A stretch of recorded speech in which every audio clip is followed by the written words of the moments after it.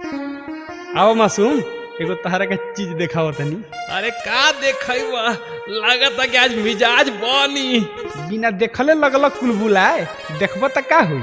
कुछ ना हई देखो ई तो लड़की बिया। तो हम कहाँ कहतानी कि भैंसी बिया, तनी ध्यान से देखो अंधेरा मत। भाई हो लागता ई फिगरे बनावे में कर जान ले ली। लागता हमरे बारे में कुछ खुसुर फुसुर होता। अरे जब अतना कसाई बन जइबू त कुछ ना कुछ तो कहबे नु करी। कसाई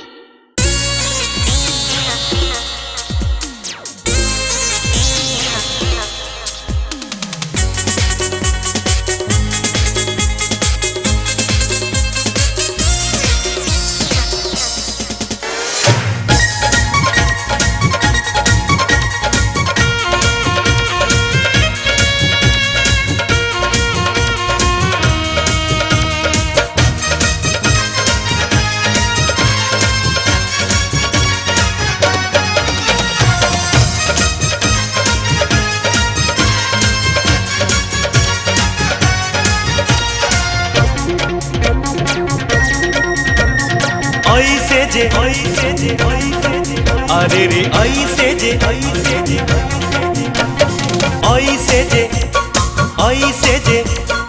ऐसे कसाई लेखा देले बाड़ू कसी। ऐसे कसाई लेखा देले बाड़ू कसी।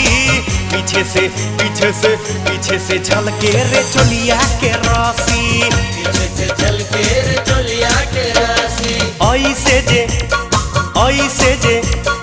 ऐसे कसाई लेखा देले बाड़ू कसी। ऐसे कसाई लेखा देले बाड़ू कसी। पीछे से झलके रे चोलिया के रसी। पीछे से झलके रे चोलिया के रसी। पीछे से झलके रे चोलिया के रसी।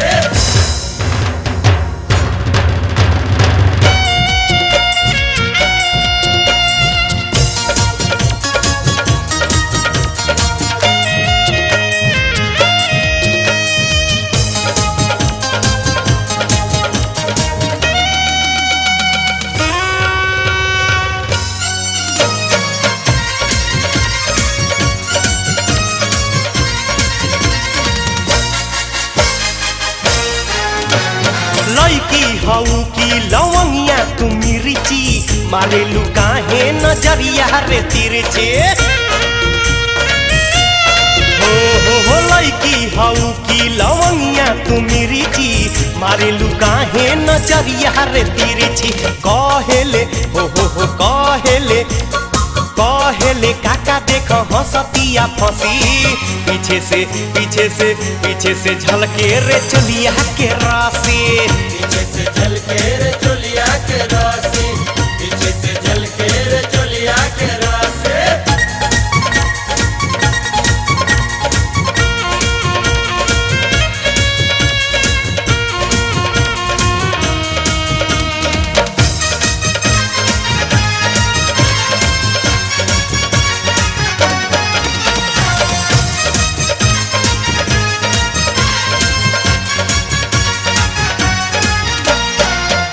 ले बाड़ू की मोरी बेचारा कैटा आजाद छूटा करो गुजारा।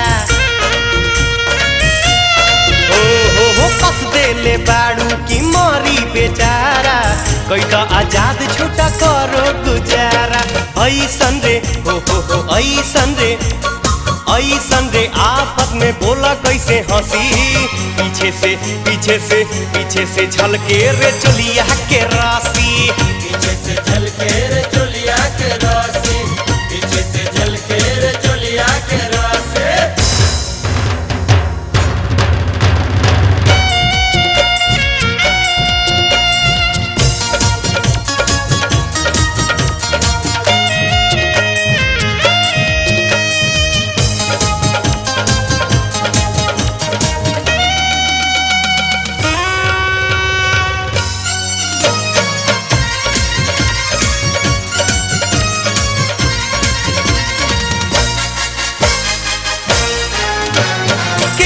के मनवा रे बरबस खिंचाला।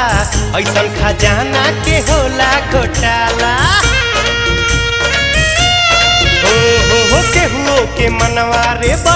खिंचाला ऐसन खजाना के होला घोटाला।